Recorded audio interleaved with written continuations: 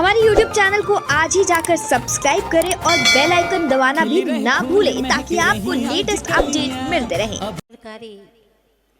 इस पावन वेला में आप सभी महानुभाव मंगल सुप्रभात के लिए आए हैं। हाथ जोड़ करके बैठे और समूचे ब्रह्मांड में पंच दिव्य शक्तियाँ समाहित है, उन्हें अपने हृदय वेदिका पर विराजमान करेंगे, गाएंगे सभी। नमो अरिहंताणो, नमो अरिहंताणो,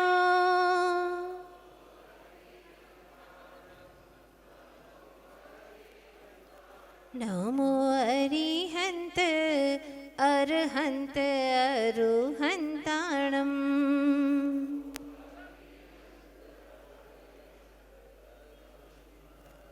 नमो सीताणो, नमो सीताणो,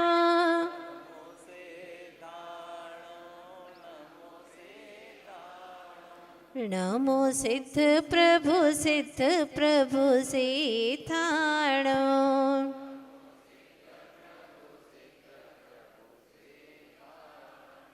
नमो आईरियाणो, नमो आईरियाणो,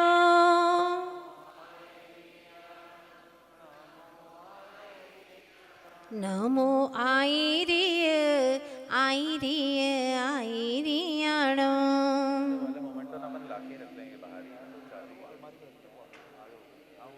नमो वच्छायाणो, नमो वच्छायाणो,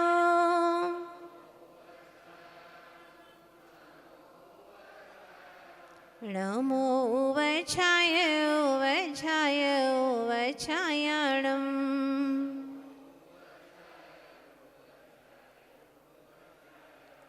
नमो सव्वे साहुणो लोये सव्वे साहुणो,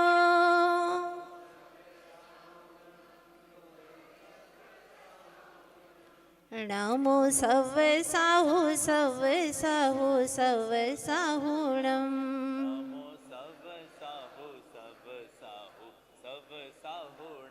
नमो गुरु मंगलो, नमो गुरु मंगलो,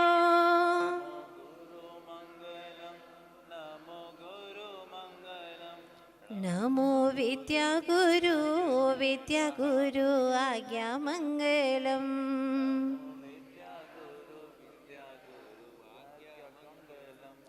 आदि तीर्थंकर श्री आदिनाथ भगवान की, चैतन्य चमत्कारी श्री पार्श्वनाथ भगवान की, श्री 2400 तीर्थंकर भगवान की, संत शिरोमणि अध्यात्म योगी आचार्य गुरुदेव श्री विद्यासागर जी महाराज की, पर्वराज पर्यूषण महामहोत्सव की, उत्तम क्षमा धर्म की, बोली आरिकामा पूर्णमती माता जी की, बोली आरिका संघ की। देखा गया है कि मजबूत पैर वाला लाठी पकड़ने को तैयार नहीं होता, आंखों से देखने वाला औरों का हाथ पकड़ने के लिए तैयार नहीं होता, बुद्धि का गर्व करने वाला स्वयं के दोष मानने को बिल्कुल तैयार नहीं होता, दूसरे की भूल साबित करने को तैयार रहता है लेकिन स्वयं की भूल स्वीकार नहीं करता, दुखी होने पर आतुर होता है पर झुकने को आतुर नहीं होता, झुकने की भावना नहीं होती, प्रसन्नता की कुर्बानी कर ले लेकिन क्रोध को जीवित रखता है, वो क्रोध को मिटाना ही नहीं चाहता, वो सोचता है कि अगर क्रोध न करूं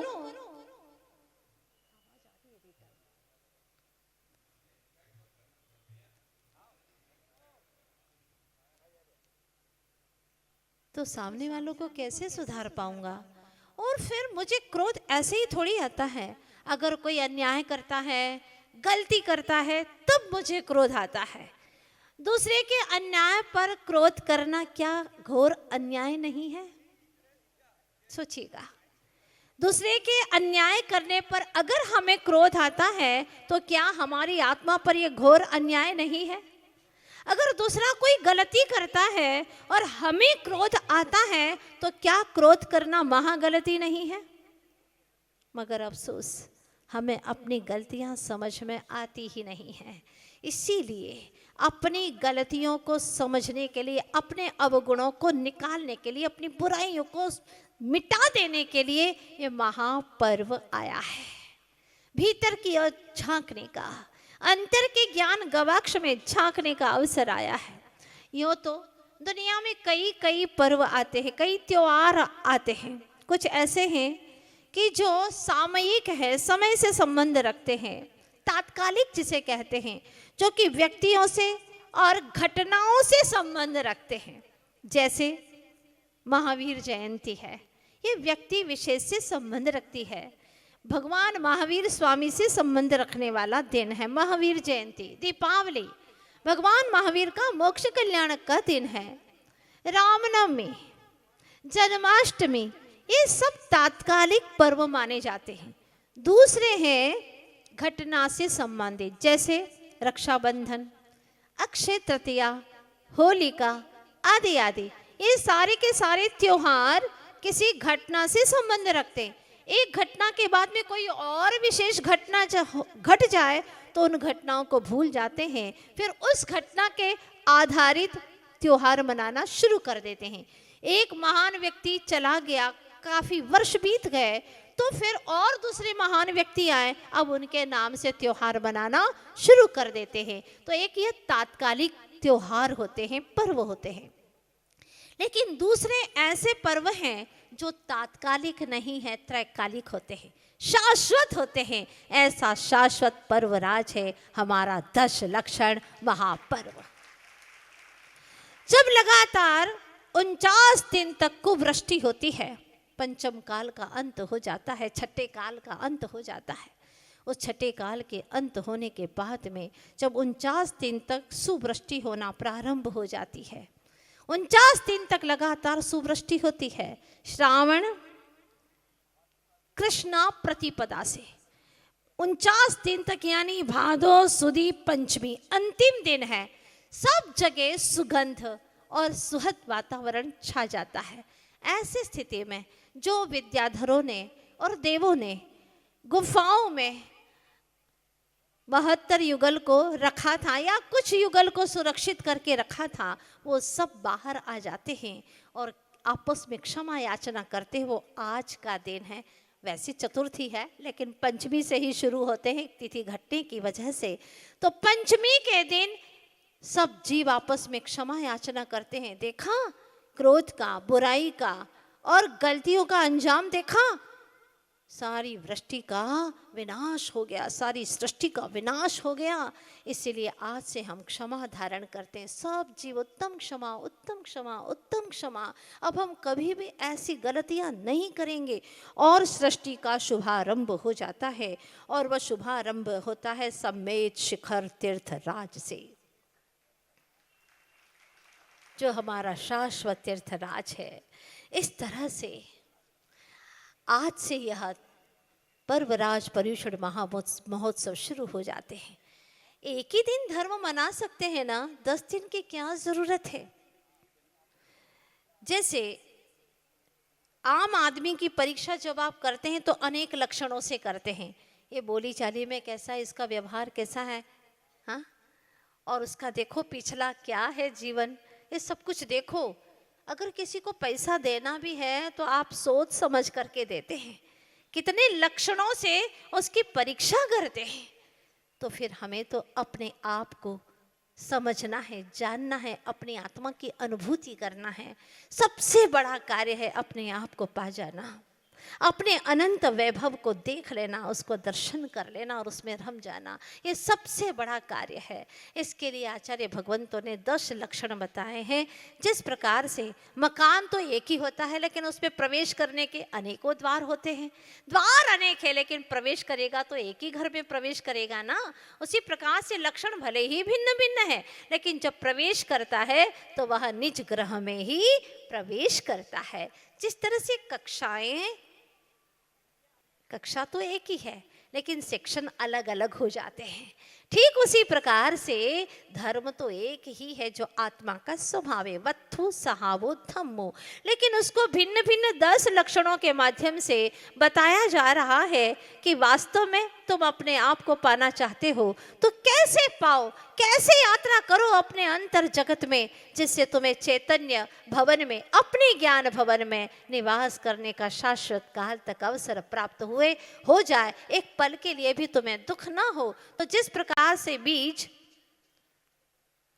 होता है और उसको धरती में डाल देते हैं, तो धरती एक क्षमा का रूप मानी जाती है, सहिष्णुता का प्रतीक मानी जाती है, वह उत्तम क्षमा का रूप है।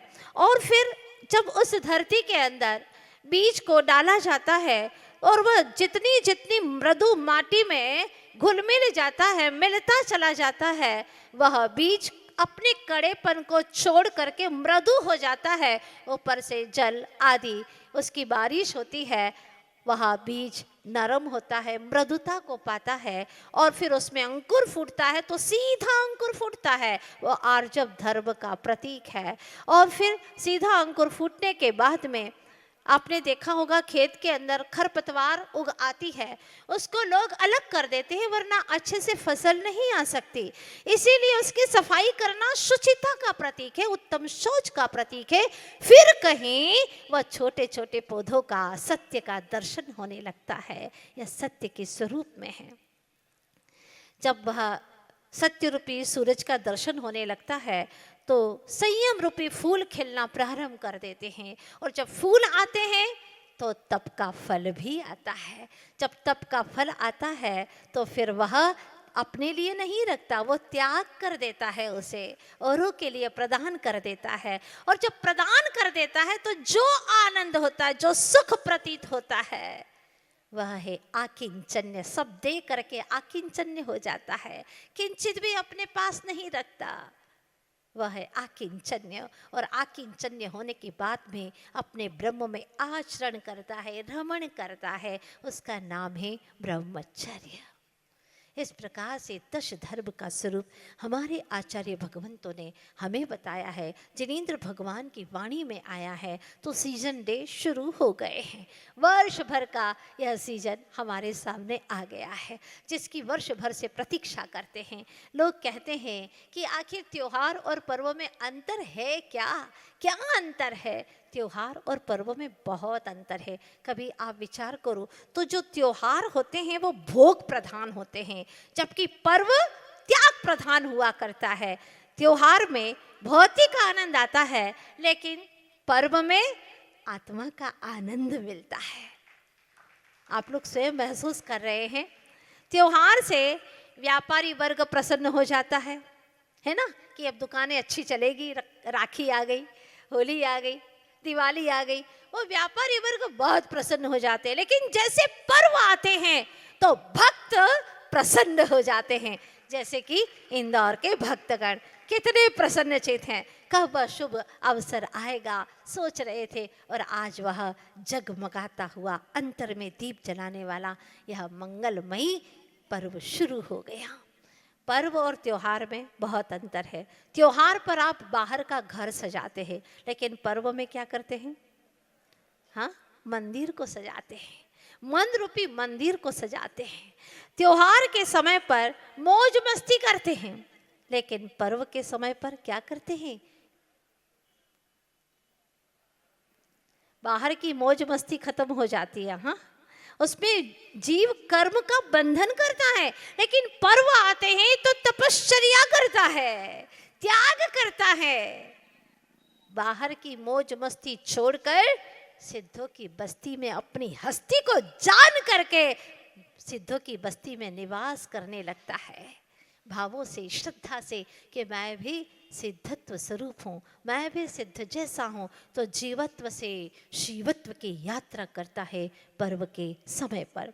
त्योहार में अधिकांश देखा होगा आपने, पाप वृत्ति का पोषण करता है, लेकिन पर्व के दिनों में पाप वृत्ति को छोड़ करके साथी से पुण्य की वृत्ति को अपनाता है, अपनी गलतियों का अफसोस करता है, प्रायश्चित करता है। इस तरह से हमें त्योहार नहीं पर्व मनाना है। पर्व मनाने वाला एक दिन परम परमात्मा बन जाता है। यह पर्व आया है हमारे सामने। बात तो उत्तम क्षमा की है, फिर हम क्रोध की चर्चा क्यों करते हैं? क्या क्रोध पर उत्तम क्षमा को प्रकट नहीं होने देता? क्यों प्रकट नहीं होने देता? आखिर क्या वजह है, हम जानना चाहते हैं। तो ले चलती हूँ मैं आपको सिद्धार्थ सेठ के पास में, जिसकी जयावती नाम की सेठानी है, पुत्रहीन है, अनेकों देवी देवताओं की आराधना कर रही है। क्या करे, मिथ्यात्व का कुछ संस्कार ऐसा था, छोड़ नहीं पा रही है। लेकिन दुनिया में कोई ऐसे भी महान आत्माएं हैं जिनका चरण सानिध्य पा करके अनंत अनंत काल का मिथ्यात्व भी अंतर मुहूर्त में पल भर में खत्म हो जाता है, परिणामों में शांति आती है। उनको देख करके, जैसे हमारे गुरुवर आचार्य श्री विद्यासागर जी महाराज, उनकी शांत छवि को देख करके, उनकी आध्यात्मिक छवि को देख करके कई लोग अपने कई भवों का, कई जन्मों का वेर छोड़ करके आपस में क्षमा भाव को धारण कर लेते हैं। तो कई ऐसे अज्ञानी हैं जो उनके चरणों में आकर के भी लड़ते भिड़ते रहते हैं, विवाद करते रहते हैं, इधर से उधर और उधर से इधर, यही कार्य करते हैं, षड्यंत्र करते हैं। उनका भी संसार बहुत लंबा है। तो वह ऐसे ही मिथ्यात्व की आराधना करते करते काफ़ी समय बिता दिया, लेकिन कोई संतान की प्राप्ति नहीं हुई, क्योंकि इससे तो और पाप वृत्ति बढ़ती है, अज्ञानता की वृद्धि होती है। लेकिन कौन समझाए उसे? आखिर क्षमा के सागर, करुणा निधान गुरुवर का उस नगर में चातुर्मास हुआ। और जब चातुर्मास हुआ, वो स्वयं करुणावतार थे, वो स्वयं दया के भंडार थे। और जब कोई स्वयं दया का भंडार, क्षमा का भंडार होता है और वो कुछ कहता है तो सीधा हमारे हृदय में प्रवेश कर जाता है।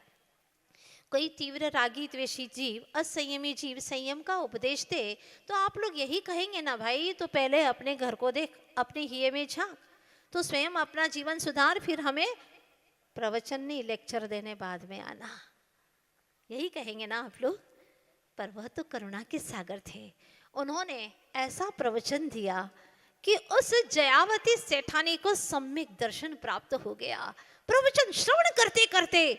और वह अपने ज्ञान भवन में जैसे विश्राम कर रही हो, बैठ गई आंखें मूंद कर, और उसने मुनिश्री के चरणों में निवेदन किया, आज से मेरा हमेशा हमेशा के लिए मिथ्यात्व का परित्याग है। चाहे प्राण चले जाए, मुझे बाहरी वैभव नहीं चाहिए, मुझे तो अंतरंग का वैभव चाहिए। अरे चेतन, कहाँ तो ज्ञान भवन में रहने वाला, कहाँ ज्ञान भवन का निवासी, केवल ज्ञान भवन का इतनी शाश्वत सत्ता तेरे पास में है। इसके बावजूद भी तूने अपने घर में कभी प्रवेश किया ही नहीं, अपनी चेतन ग्रह में, अपने ज्ञान भवन में कभी प्रवेश नहीं किया। फलतः अगर कोई मालिक अपने घर में नहीं रहता है तो वहां पर चोर डाकू लुटेरे आकर के अड्डा जमा लेते हैं, डेरा जमा लेते हैं। यही हुआ है अनंत अनंत काल से। हमारे चेतन ग्रह में, हमारे बोध भवन में बुराइयों ने डेरा डाल दिया है। क्रोध, मान, माया, लोभ, हिंसा, झूठ, चोरी, कुशिल, परिग्रह, इच्छाएं, नागिन, वो डेरा लगा करके डाल करके बैठी हुई है। और हम हैं कि हम डरते रहते हैं, क्या करें? चाहते तो हैं कि हम बिल्कुल क्रोध न करें, लेकिन वो क्या करें माता जी, माहौल ही ऐसा बन जाता है कि हमें तो गुस्सा करना पड़ता है। गुस्सा आ जाता है, कहते गुस्सा आ जाता, कहीं से आता है क्या? जैसे शरीर में विकार, मल मूत्र आदि के आते हैं, ऐसा क्रोध आता है? नहीं, हम करते हैं, और करते भी उसके ऊपर हैं, उसके ऊपर गुस्सा करते हैं जहां हम करने की क्षमता रखते हैं। जॉब कर रहे हैं, बॉस ने डांट दिया, आपकी बिल्कुल गलती नहीं थी। हाँ, वहां दहलान में एक कुत्ता आकर के मर गया, और आप जैसे ही पहुंचे बॉस ने आपके ऊपर गुस्सा कर दिया। दुर्गंध आ रही थी कुत्ते की, लेकिन गुस्सा कर दिया आपके ऊपर। क्या आपकी इतनी हिम्मत है कि बॉस को कह दो, ए चुप रहो, गुस्सा दिखाने की जरूरत नहीं है वरना देख लेंगे तुम्हें? बोलो, कहोगे क्या? नहीं कहोगे। क्यों? क्यों नहीं कहोगे? क्योंकि अगर गुस्सा कर दिया ना तो अनर्थ हो जाएगा, इसलिए वहां गुस्सा नहीं करोगे, जहां चलती है वहीं पर गुस्सा करोगे। तो घर आकर के पत्नी के ऊपर गुस्सा निकाल दिया। अब पत्नी ने सारा गुस्सा अपने बच्चे के ऊपर निकाल दिया, पीटा उसको। अब बच्चा किसको पीटे, जितने भी खिलौने थे सारे के सारे पीट डाले उसने। गुस्सा निकाल रहा है, बड़ों से सीख रहा है। जैसा हमारे बड़े बुजुर्ग कर रहे हैं वैसा वो भी कर रहा है। क्या हुआ अंत तो गत्वा, क्रोध का परिणाम क्या हुआ, तहस नहस हो गया। पति ने घर आकर के 10,000 रुपये पत्नी को दिए, लो पेमेंट आया है, ले लो। खुश खुश होकर के दिए। बच्चा वहाँ पर बैठा हुआ था, 2 साल का 2.5 साल का बच्चा, और माँ कुछ काम से गैस खुला छोड़ करके अंदर गई और बच्चे ने वो 10,000 रुपये देखे, हाथ में लिए और ऐसे रख दिए जलते गैस के ऊपर। इतना खुश हुआ, इतना खुश हुआ, आहा कितने अच्छे जल रहे हैं, कितनी अच्छी लो जल रही है, बड़ा खुश बच्चा।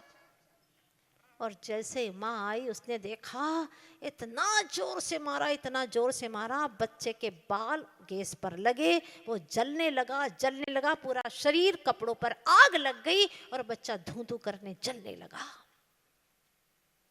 पति आया, देखा ये क्या किया, घोर अनर्थ, ये क्या किया तूने। वहां चाकू रखा हुआ था, इकलौता बेटा था, कुछ होश रहा नहीं, बोध रहा नहीं, क्योंकि क्रोध बोध को आने नहीं देता। बस चाकू उठाया और पत्नी के गले में लगा दिया। उसी वक्त पत्नी का प्राणांत हो गया। पुलिस आ गई, उसको पकड़ करके ले गई, जेल में कैद कर दिया। क्या हो गया पल भर के अंदर, क्या हो गया, ये क्रोध का दुष्परिणाम। ओहो, काश थोड़ी सी देर समझ लेते, संभल लेते, लेकिन समझ नहीं पाया, संभल नहीं पाया। उसका ये दुष्परिणाम हुआ कि सारा घर तबाह हो गया, खत्म हो गया।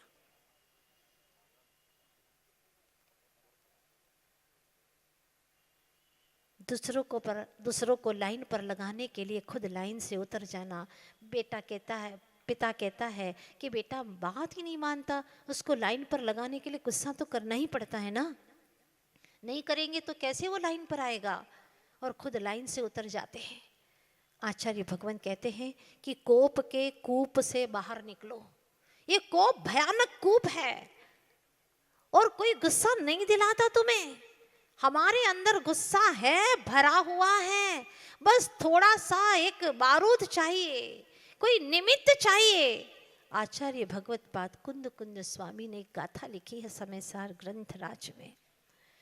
कोहोर्णार्णं नहवदी जम्हा कोहोर्ण नाने किंची तम्हार्णं नानो अर्णम को हम जिना विंती। कोहोर्णार्णं न हवदी, क्या समझाते बड़े प्रेम से। हे चेतनात्माओं, क्रोध है ना, वो ज्ञान नहीं है, वो बोध नहीं है। जम्मा कोहर न नाणे किंची, क्योंकि क्रोध प्रकृति जो है, पुद्गल प्रकृति, वो कुछ नहीं जानती। और क्रोध प्रकृति जब उदय में आती है और उस उदय पर जीव हावी नहीं हो पाता, क्रोध हावी हो जाता है उसके ऊपर, मतलब क्रोध का उदय जीत जाता है और जीव हार जाता है। ऐसे क्षणों में वह समझ नहीं पाता, समझ नहीं पाता, हित अहित का उसे भान नहीं रहता।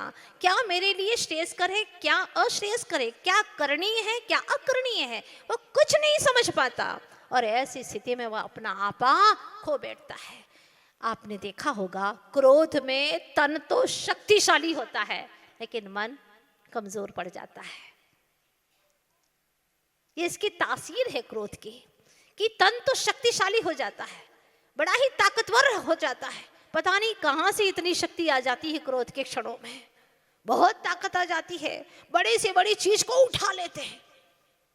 ये क्रोध की ताकत है, लेकिन मन बहुत कमजोर हो जाता है। क्रोध आ जाए, थोड़ी सी देर पोस्टपोन करो उस क्रोध को। चलो करना तो है ही, हम करना तो नहीं छोड़ेंगे, ठीक है कर लेना, कोई बात नहीं, हाँ लेकिन अभी पोस्टपोन कर रहे हैं थोड़ी देर के लिए, अच्छी बात है, इतना ही करो, उस निमित्त से दूर हट जाओ, उतनी देर उसकी तरफ मत देखो, उसका जो वे है कहने का, उस पर ध्यान मत दो। आत्म तत्व का चिंतन करो। ओ कहाँ चिंतन आएगा उस वक्त, तो क्रोध इतना हावी होता है। ओहो, तो कुंद कुंद स्वामी कहते हैं सुनो, क्रोध तुम्हें कोई दिलाता नहीं, कोई देता नहीं, कहीं से आता नहीं, तुम्हारे भीतर में है, इसीलिए हो रहा है। और तुम कर रहे हो, बुद्धि पूर्वक क्रोध कर रहे हो। तो कुंद कुंद महाराज ने कहा सुनो, एक व्यक्ति जब उनके पास में आया और कहने लगा महाराज मैं क्रोध करना बिल्कुल चाहता नहीं हूं, लेकिन क्या करें, घर जाते हैं कि क्रोध आ जाता है, पत्नी का चेहरा देख करके गुस्सा आ जाता है, बेटा बिल्कुल लायक नहीं है, लायक है ही नहीं, आज्ञा मानता ही नहीं है। आप अपने पिता की आज्ञा मानते थे? वो तो हम नहीं मानते थे। तो तुम्हारा बेटा तुम्हारी बात कैसे मानेगा? तुम लायक थे बेटे की उम्र में? नहीं, वो तो नहीं था, कुछ नहीं, ऐसे ही रखड़ता रहता था। तो तुम्हारा बच्चा भी वही कर रहा है जो तुम कर रहे हो। तुम्हें कोई हक नहीं है अपने बच्चे को कहने का। वो कहता है कि मुझे गुस्सा नहीं आता, लेकिन क्या करूं, आ ही जाता है। तब कुंद कुंद महाराज ने एक उदाहरण दिया कि बाल्टी को कुएं में डालो, क्या आएगा? क्या आएगा? पानी आएगा। ठीक है, पानी होगा तो पानी आएगा, और कीचड़ होगा तो कीचड़ आएगा, और कुछ भी नहीं होगा तो कुछ भी नहीं आएगा। जो कुएं में भरा है वही बाहर में आएगा। उसी प्रकार से जो तुम्हारे भीतर में भरा हुआ है वही बाहर में आने वाला है, और कोई अलग सी चीज नहीं आएगी। अगर तुम्हारे अंदर क्रोध भरा है तो बस थोड़ी सी तुली चाहिए, थोड़ा सा एक निमित्त चाहिए कि तुम्हारा अशुद्ध उपादान जागृत हो जाता है। अगर चाहो तो ऐसे क्षणों में मुनिराज जैसी क्षमा भी तो धारण कर सकते हो ना। जैसे महामुनीश्वर शुद्ध सागर मुनिराज, चारों बलि आदि आ गए, नंगी तलवार लिए, जान रहे हैं वो, लेकिन भीतर ही भीतर में तुम करो क्रोध, हम धारण करेंगे क्षमा। देखते हैं किसकी विजय होती है। और क्या हुआ, स्वभाव की ही विजय होती है। सत्यमेव जयते, ये निश्चित बात है। अन्याय चाहे कितना भी करो, इंसाफ एक दिन होकर रहेगा। कोयला चाहे छुप कर ही खाओ, मुंह तो काला होकर रहेगा। कर्मों के दरबार में देर है मगर अंधेर नहीं, एक न एक दिन दूध का दूध और पानी का पानी होकर रहेगा। ये निश्चित बात है। आज नहीं तो कल भी स्वभाव शाश्वत होता है।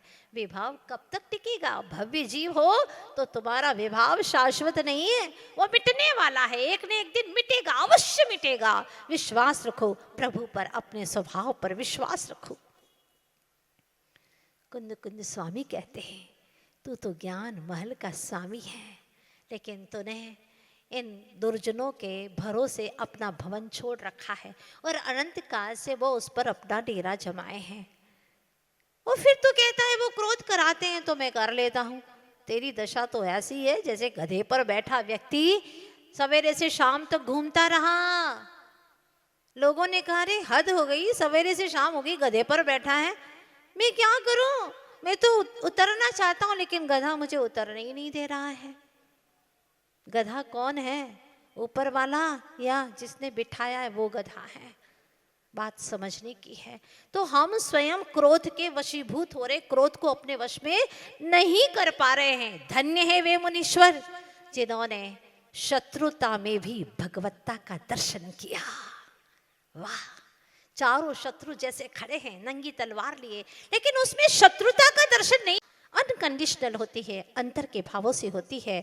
क्योंकि क्षमा का अर्थ जो क्षमुष धातु से बना है, क्षमा शब्द, क्ष यानी गांठ, मां यानी नहीं, जिसमें गांठ नहीं होती, कोई प्रकार का बंधन नहीं, निर्बंध, कि चित्त में किसी प्रकार की गांठ का न होना ही वास्तव में क्षमा है। और वो क्षमा हर समय विजय विभूति है। ये तो मोक्ष मार्ग के ऊपर एक दीप का आधार है, जैसे कोई एक दीप है जलता हुआ, जो कि संयमाचरण का प्रमुख कमांडर है। संयम तो धारण कर लिया और क्षमा का भाव नहीं आया तो कमांडर नहीं है, क्या करेगी सारी सेना? सब हारी हुई है, जो आत्म स्वातंत्र की रणभेरी के समान है। जिसके जीवन में क्षमा है वो आत्म स्वतंत्रता को प्राप्त कर चुका है। इसीलिए मुनि भगवंतों के जीवन में पूर्ण रूप से उत्तम क्षमा होती है और श्रावकों के जीवन में आंशिक रूप से होती है। साल में 3 बार उत्तम क्षमा का भाव, क्योंकि 6 महीने से ज्यादा अगर क्रोध भाव, वैर भाव बन जाए तो वह अनंतानुबंधी कषाय के रूप में परिवर्तित हो जाता है। मिथ्या दृष्टि, दीर्घ संसारी हो जाता है। इसीलिए भाई 4 महीने होने वाले हैं, उत्तम क्षमा सब जीवों से, खाली शब्दों से नहीं। उत्तम क्षमा, उत्तम क्षमा, उत्तम क्षमा, हाँ। और अंदर में वही पूरा चल रहा है, वही वेर भाव चल रहा है, वही महत्वाकांक्षाएं चल रही है। हम तुमसे कम नहीं, ये दुर्भावनाएं अंदर में पल रही हैं। इसका मतलब उत्तम क्षमा है ही नहीं। उत्तम क्षमा तो ऐसी होना चाहिए कि जिससे अपने भीतर में निज भगवान का दर्शन हो जाए। जैसे कि दर्पण साफ स्वच्छ हो जाए तो स्वयं का चेहरा स्पष्ट ही दिखाई देने लगता है। बस ऐसे ही अपने जीवन में कुछ ऐसा ही कार्य करना है। मुस्कुरा करके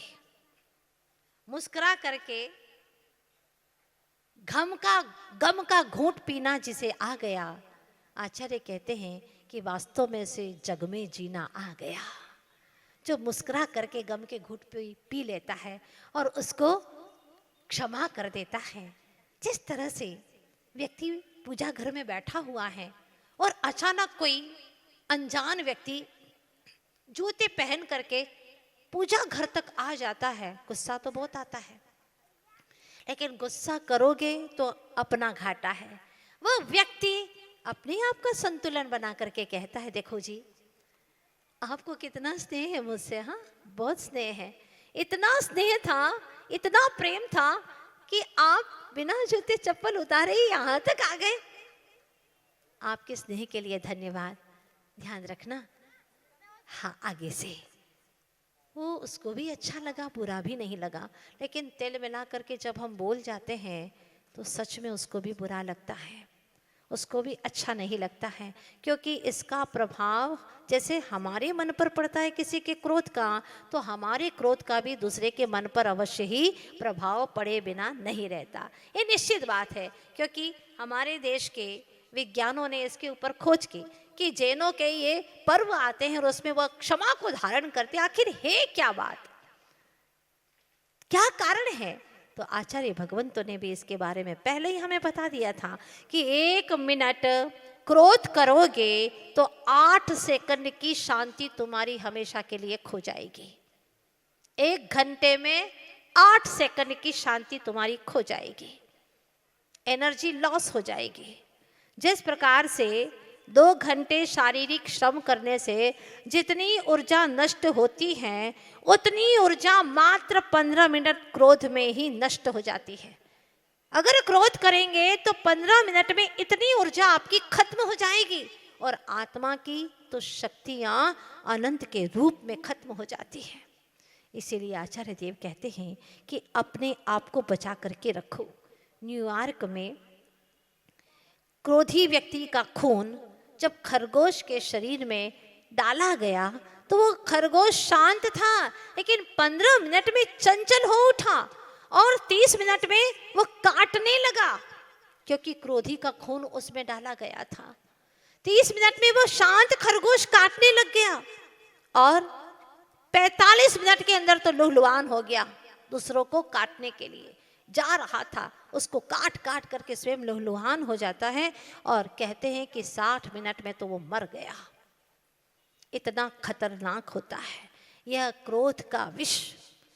कहते हैं कि वह साइनाइड से भी ज्यादा खतरनाक होता है। साइनाइड तो एक ही भव का अंत करता है, लेकिन क्रोध रूपी जो विष है वह हमारे अनंत भवों को समाप्त कर देता है। इसीलिए आदमी में इस कदर विष भर गया है, वंश सारा विषधरों का डर गया है। कल सुनेंगे आदमी के काटने से रास्ते का सांप था जो मर गया है, रास्ते का सांप था जो मर गया है। अभी तक तो सुनते थे कि सांप के काटने से आदमी मरे हैं, लेकिन अब आदमी के काटने से सांप मर रहे हैं। कितना विष है, कितना विषाक्त हो गया है आज का यह इंसान, क्योंकि वह तन के वेग तो रोक सकता है, लेकिन मन के वेग को, जो आत्मा के अंदर क्रोध आदि विकारों का वेग आ रहा है, उसको वह रोक नहीं पा रहा है। और जब तक इसे रोकेगा नहीं, तब तक निश्चित रूप से अपने भीतर की परिणति को सुधार नहीं पाएगा। आचार्य देव कहते, कोहो पीम पणा से, क्रोध है वह प्रीत का विनाश करता है। इन दिनों में अधिकांश महिलाएं, पिता हमारे पास में आते हैं और यही कहते हैं, माता जी बच्चों को इतना गुस्सा आता है, पति कहता है पत्नी को बहुत गुस्सा आता है, पत्नी आती है शिकायत लेकर के, इनको इतना गुस्सा आता है, क्या बताएं माता जी, इनका गुस्सा शांत हो जाए ऐसा कोई मंत्र दो। सब एक दूसरे के गुस्से को शांत कराने में लगे हुए हैं, लेकिन अपना गुस्सा कोई शांत करना नहीं चाहता है। बस यही तो खतरनाक स्थिति है। क्रोधी के जीवन में कभी सुख नहीं होता। वह न स्वयं को संभाल पाता है, न औरों को संभाल पाता है। ये निश्चित बात है। इसके बावजूद भी वह क्रोध करता ही रहता है। क्रोध का अंजाम कभी अच्छा नहीं होता। अगर किसी को समझाना है तो आप भी क्रोध से समझाओगे, वो क्रोधी है, आप क्रोध से समझाओगे तो क्या वो समझने वाला है? नहीं। अग्नि को बुझाने के लिए तो शीतल जल चाहिए। बस उसी प्रकार से शीतलता का व्यवहार करिए, प्रेम से कहिएगा, निश्चित रूप से वह सुधरेगा। और हमने देखा इसमें 100% रिजल्ट मिला है। बच्चा चाहे कितने ही गुस्सेल हो, पत्नी चाहे कितने ही गुस्सेल हो, पति चाहे कितना ही गुस्सेल हो, लेकिन अगर प्रेम से कहेंगे, आत्मीयता से कहेंगे, वह अवश्य मानेंगे। और गुस्से से कहेंगे तो उनका घाटा हो या ना हो, लेकिन तुम्हारा घाटा तो जरूर होगा। जैसे माचिस की तुली होती है ना, जब वह जलती है, रगड़ती है किसी का घर जलाने के लिए, पर वो घर जला पाए न जला पाए कोई जरूरी नहीं है। उसका पुण्य प्रबल होगा, घर न जला पाओगे, लेकिन वो माचिस की जो तुली है उसका माथा तो काला हो ही जाता है।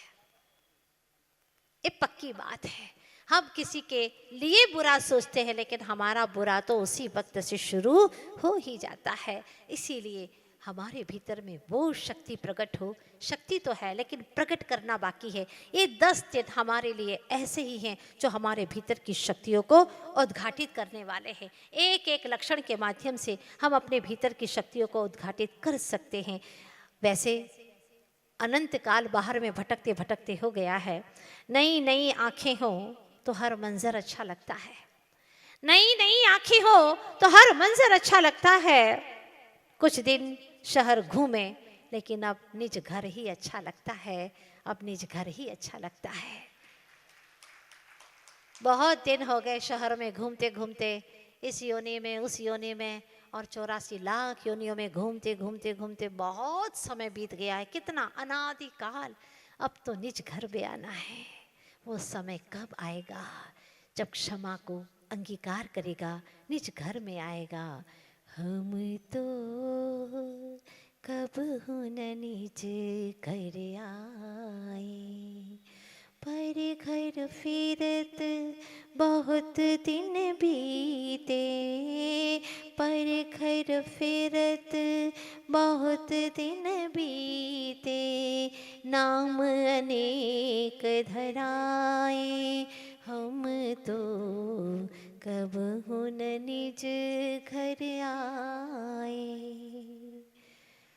अभी तक तो निज घर में नहीं आए हैं, लेकिन अब आसार नजर आ रहे हैं निज घर में आने के। हाँ, यही पंथ है, क्षमा को धारण करेंगे। अगर हमसे कई बार गलतियां हो जाती हैं, हुई हैं, नहीं हुई होती तो आज तक हम भटके न होते, लेकिन अब अंतर मन से आज से एक एक को स्मरण करके क्षमा का भाव धारण करेंगे। वो चाहे कैसा भी हो, हम उसे बदल नहीं सकते, लेकिन हाँ, अपने आप को हम अवश्य ही बदल सकते हैं। जिस तरह से आप लोग सुन रहे थे, भूल तो नहीं गए ना वो सेठानी की चर्चा? हाँ, आ जाइए अब पुनः। जो जयावती सेठानी, उसने सारे मिथ्यात्व को छोड़ दिया था और क्षमा आदि 10 धर्मों को एक एक अंश रूप में अपने भीतर में धारण कर लिया। शांत स्वभावी, निरंतर धर्माभ्यास करती, 6 आवश्यकों का पालन करती, और उस पुण्य के प्रभाव से, धर्म के प्रभाव से उसका सारा पाप दूर होने लगा और उसके जीवन में पुण्य का तीव्र उदय आया और उसने एक सुंदर पुत्र को जन्म दिया। पुत्र होते ही क्या होता है देखिएगा। जो पिता थे सिद्धार्थ, वो मुनि बन जाते हैं। पुत्र का संयोग हुआ तो पति का वियोग हो गया।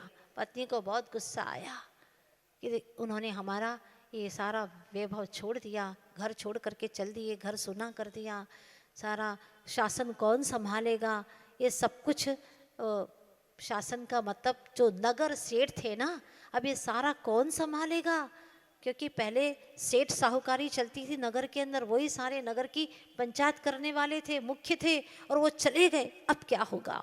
बहुत गुस्से में आई और उसने नगर में घोषणा करा दी कि इस नगर के अंदर अब कभी भी कोई मुनि प्रवेश नहीं करेगा। क्यों?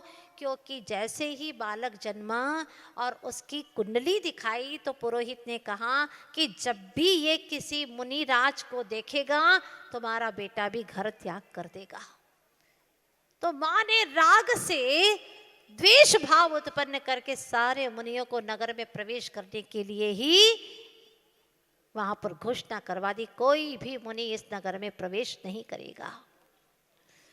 सुकौशल बड़े हो जाते हैं जिनका नाम सुकौशल रखा गया। 32 कन्याओं से विवाह हो गया। एक दिन अपने घर की अट्टालिका के ऊपरी छत पर बैठे हुए थे, धाई भी बैठी थी और पूरी पत्नियां भी वहां पर बैठी हुई थी। क्या होता है, अचानक एक मुनि नगर की ओर प्रवेश करते हुए दिखाई दिए। बहुत करीब से दिखाई दे रहे थे, बस नगर के मुख्य मार्ग में, मुख्य द्वार में प्रवेश ही करने वाले थे कि सिपाही उन्हें रोक देते हैं कि मुनि का प्रवेश वर्जित है इस नगर में। और सुकौशल स्वामी ऊपर से देख रहे हैं, उनकी पत्नियां देख रही है, धाई माँ देख रही है।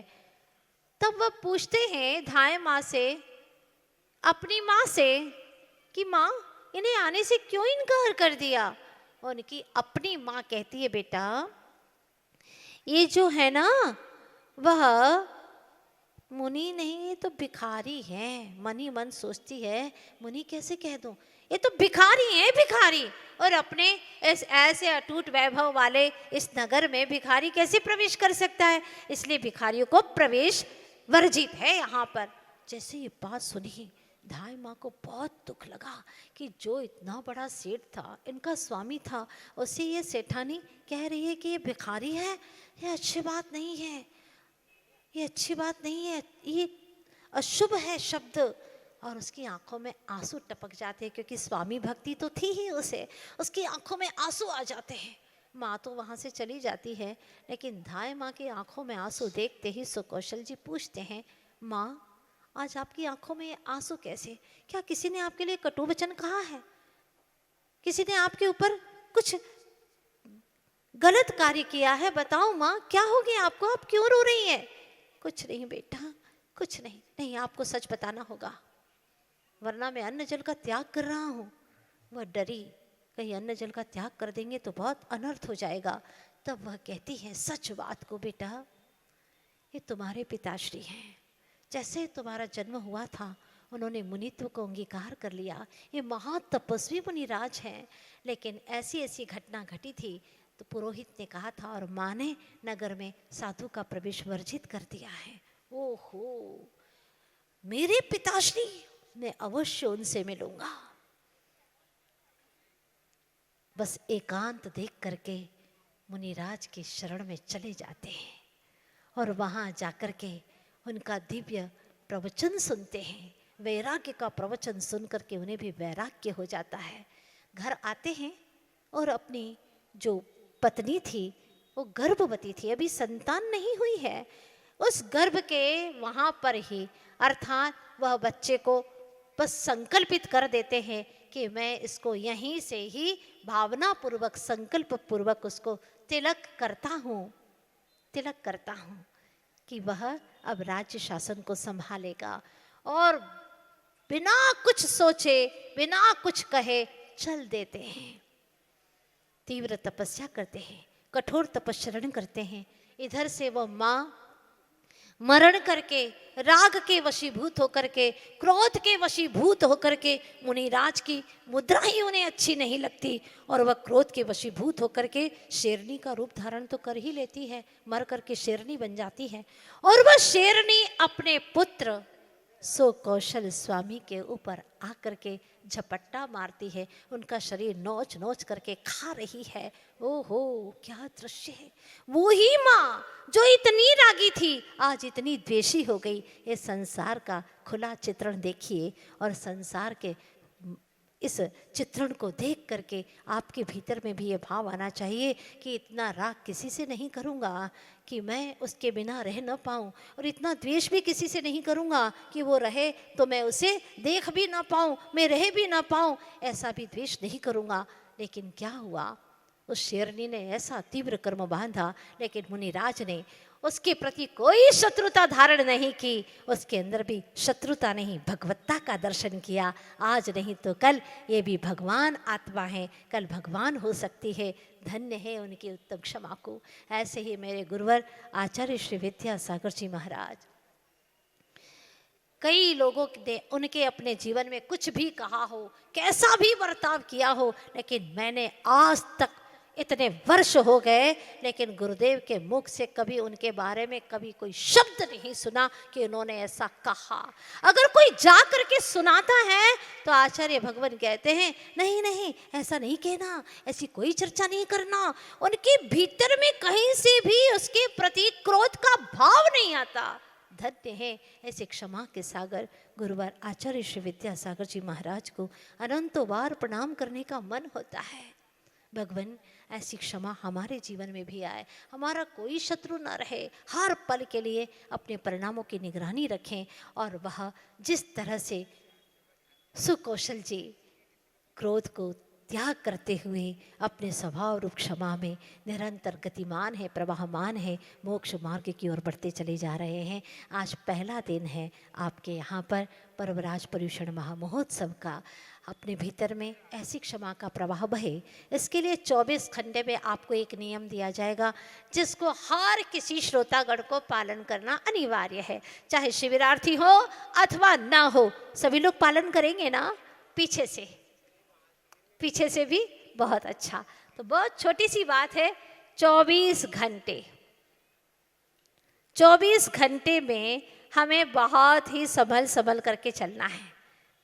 उत्तम क्षमा का हमारे जीवन में भी प्रादुर्भाव हो, इसके लिए छोटा सा काम करना है आपको। किसी को भी तू नहीं कहना है, आप कह के पुकारना है। छोटी सी शुरुआत आप सब लोगों के लिए नियम है, यहाँ आप सब लोगों के लिए है। तू नहीं कहेंगे, बच्चा भी है, 24 घंटा सिर्फ, इससे आपके वचन बिल्कुल संतुलित हो जाएंगे।